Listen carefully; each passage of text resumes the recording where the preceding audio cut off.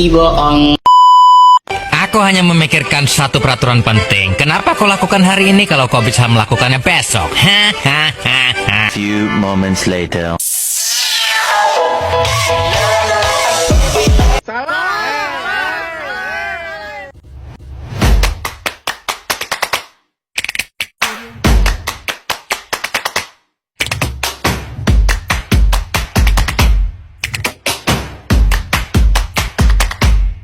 Assalamualaikum warahmatullahi wabarakatuh.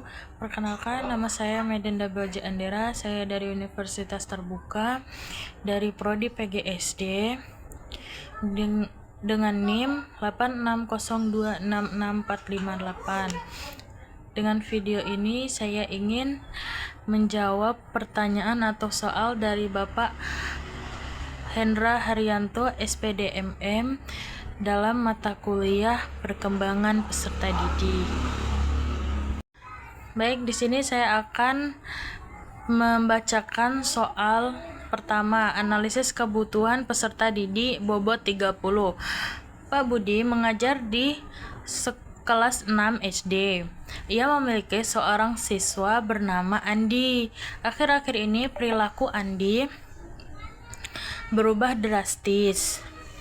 Andi sering membantah instruksi Pak Budi di depan kelas agar terlihat berani oleh teman-temannya. Ia membentuk geng kecil dan berusaha mengatur teman-temannya. Namun di sisi lain, Andi sangat setia kawan dan selalu ingin berkumpul dengan kelompoknya tersebut sepulang sekolah. Pertanyaannya, berdasarkan teori kebutuhan dominan anak usia sekolah menengah atau remaja awal pada materi terlampir. Pertama, identifikasi 3 kebutuhan needs yang paling dominan muncul pada perilaku Andi.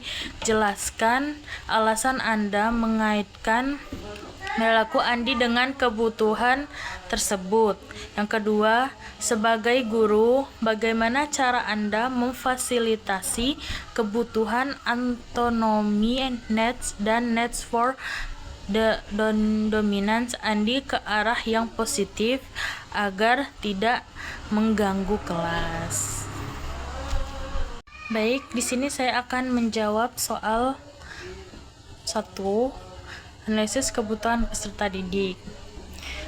Nomor 1, identifikasi 3 jenis kebutuhan atau needs yang paling dominan muncul pada perilaku Andi. Jelaskan alasan Anda mengaitkan perilaku Andi dengan kebutuhan tersebut. Yang pertama, needs for dominance, kebutuhan untuk mendominasi. Andi sering membantah instruksi Pak Budi dan berusaha mengatur teman-temannya. Ini menunjukkan keinginan untuk mengendalikan dan mempengaruhi orang lain. Yang kedua, needs for affiliation, kebutuhan untuk berafiliasi. Andi sangat setia kawan dan selalu ingin berkumpul dengan kelompoknya. Ini menunjukkan kebutuhan untuk diterima dan memiliki hubungan dekat dengan orang lain.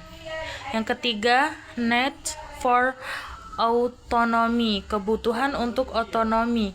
Andi ingin melakukan sesuatu dengan caranya sendiri dan menunjukkan bahwa ia tidak selalu harus mengikuti aturan. Oke, yang nomor 2, sebagai guru, bagaimana cara Anda memfasilitasi kebutuhan autonomi needs dan needs for dominance Andi ke arah yang positif agar tidak mengganggu kelas?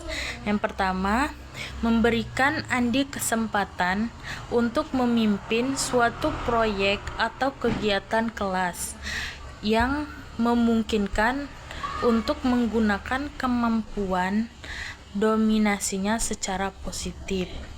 Yang kedua, libatkan Andi dalam pengambilan keputusan kelas. Ini memberikan rasa otonomi dan kontrol. Yang ketiga, memberikan tugas yang sangat menantang dan membutuhkan kreativitas yang dapat memungkinkan untuk mengapresiasikan diri dan merasa otonom. Baik, selanjutnya saya akan membacakan soal nomor 2 tentang perkembangan kognitif Kawiner si bobot 30. Pertanyaannya, yang pertama, analisislah posisi Anda sendiri saat ini. Berada di tahap manakah Anda dalam teori Sage, penguasaan, tanggung jawab, atau eksekutif?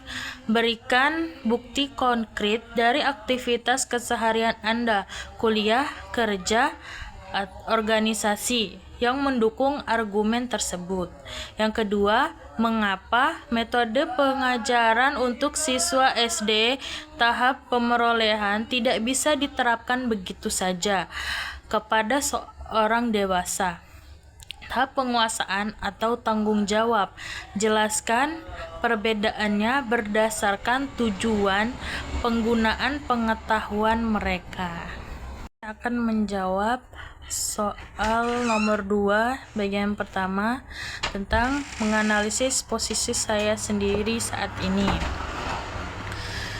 Sebagai mahasiswa S1 PGSD yang belum bekerja dan belum berkeluarga, saya akan berada pada tahap penguasaan.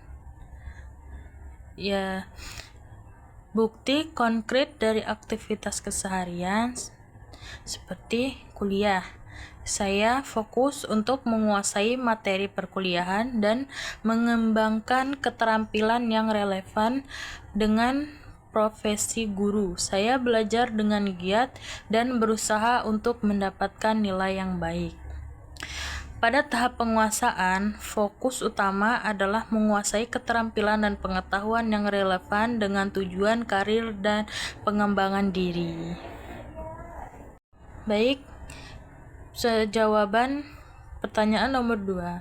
Mengapa metode pengajaran untuk siswa SD atau tahap pemerolehan tidak bisa diterapkan begitu saja kepada orang dewasa atau tahap penguasaan atau tanggung jawab? Jelaskan perbedaannya berdasarkan tujuan penggunaan penguatan mereka. Yang pertama, tahap pemerolehan atau acquisition. Siswa SD fokus pada memperoleh informasi dan keterampilan dasar. Tujuan mereka adalah untuk menguasai dasar-dasar pengetahuan. Yang kedua, tahap penguasaan atau tanggung jawab.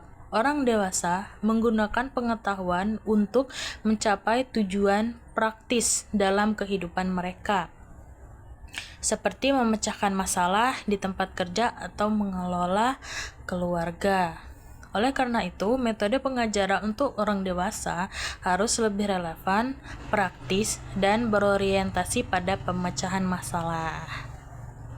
Selanjutnya soal nomor 3, tugas perkembangan dan faktor orang dewasa bobot 40. Langsung pertanyaannya. Yang pertama, berdasarkan tugas perkembangan masa dewasa madya, sebutkan minimal 3 tugas perkembangan yang sedang dihadapi oleh Bu Rina dalam kasus di atas. Yang kedua, tinjau dari faktor yang mempengaruhi minat dan aktivitas orang dewasa. Jelaskan bagaimana faktor status sosial ekonomi dan mobilitas sosial Bu Rina mempengaruhi keterlibatannya dalam kegiatan sekolah atau pengasuh anak. Baik, jawaban yang pertama adalah berdasarkan tugas perkembangan masa dewasa madya. Yang pertama, mencapai tanggung jawab sosial. Bu Rina harus menyeimbangkan tanggung jawabnya sebagai seorang ibu, seorang anak yang merawat orang tua yang sakit, dan seorang profesional dalam karir yang menanjak. Yang kedua, menyesuaikan diri dengan merubah fisik. Meskipun tidak disebutkan secara eksplisit, pada usia 45 tahun, seseorang mungkin mengalami perubahan fisik yang perlu disesuaikan. Hal ini juga dapat mempengaruhi tingkat energi dan kemampuan untuk menangani stres. Pertanyaan yang kedua, tinjau dari faktor yang mempengaruhi minat dan aktivitas orang dewasa. Yang pertama, status sosial ekonomi. Sebagai seorang wanita karir yang sukses, Bu Rina mungkin memiliki sumber daya ekonomi yang memadai untuk memberikan pendidikan yang baik bagi anaknya. Namun kesibukannya dalam pekerjaan dapat membatasi waktunya untuk terlibat langsung dengan kegiatan sekolah dan pengasuhan anak. Yang kedua, mobilitas sosial. Meskipun ini dapat meningkatkan status dan pendapatan, hal ini juga dapat menambah tekanan dan tanggung jawab di tempat kerja. Sekian dari saya. Apabila ada salah kata, saya mohon maaf. Saya akhiri. Wassalamualaikum warahmatullahi wabarakatuh. Terima kasih.